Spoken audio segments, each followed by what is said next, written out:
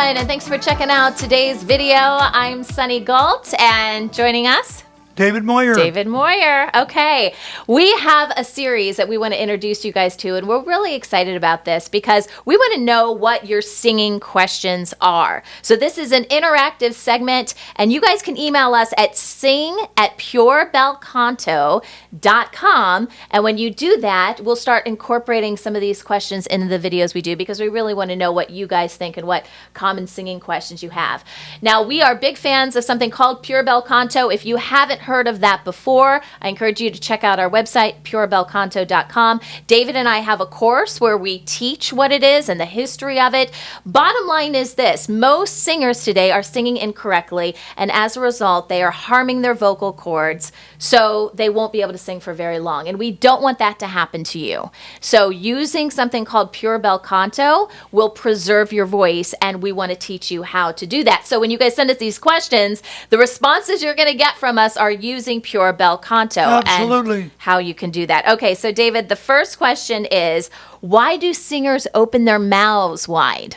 Okay, I would answer that twofold. Okay. One is because the coaches have taught them to, with the idea that it would increase their ability to resonate, when in fact, it doesn't.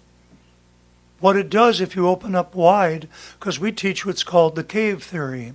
If you've ever echoed your voice in a cave, the opening of the cave is rather small, but the inside of the cave is huge. Mm-hmm. So we've talked about this in a previous episode. Yeah. Why does it resonate? Because the frequencies or the sound that your voice produces bounces off the walls. Well, if you were to make the front end of the cave as open as the inside of the cave, height and width, then you lose the resonance on the front, resonance on the bottom, resonance on the side, and you're literally taking the potential resonance away. So why do they do that? Because the majority of vocal coaches teach them that that gives them better resonance. Also, they get emotional, and that, if I express myself with true emotion, a lot of us go, gosh, and yes, in visual performance, sometimes that's required, but you better be very careful how much you do that, because it puts, when you jam the jaw down, it takes the natural bore of the voice, which is round, like the barrel of a clarinet, like a saxophone, like a flute, and it squeezes it, which means it pushes and uses compression on the bands, thereby, over time, damaging the vocal bands. Okay. So you're saying we don't have to open our mouths wide if we're trying to get out some of those bigger notes. That's right. It's not required. Okay. But yet it's taught. It is taught. By the majority of coaches in the world. Yeah. And even singers, I think most singers are visual performance artists in some way, right? Think that by opening the mouth wide, that gives them. But if you go back and you look at black and white, just take it and Google and look up YouTubes. And look at some of the old singers in black and white. Watch Perry Como. Mm-hmm. Watch him. Watch Andy Williams.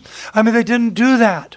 And even in the time of Bing Crosby, they didn't. Many of the good ones didn't do that. Now, remember, almost 200 years of wrong coaching has been out there. Yeah. We're trying to correct that.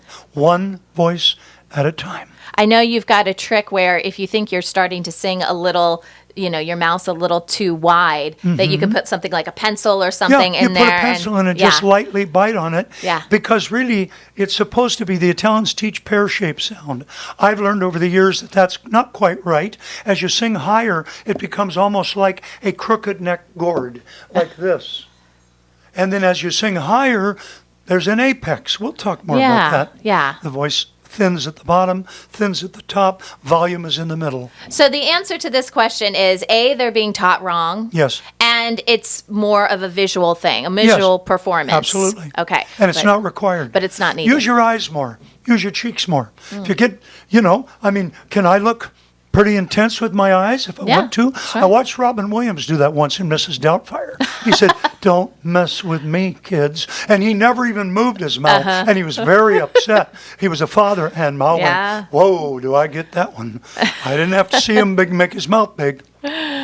All right. Good to know the answer to this question. Again, if you guys have singing related questions that you want David to answer, email us. The email is sing@purebelcanto.com. Also, check out purebelcanto.com. That's where our course is, and all of these videos exist there as well. Please do. It's a battle for the healthy voice.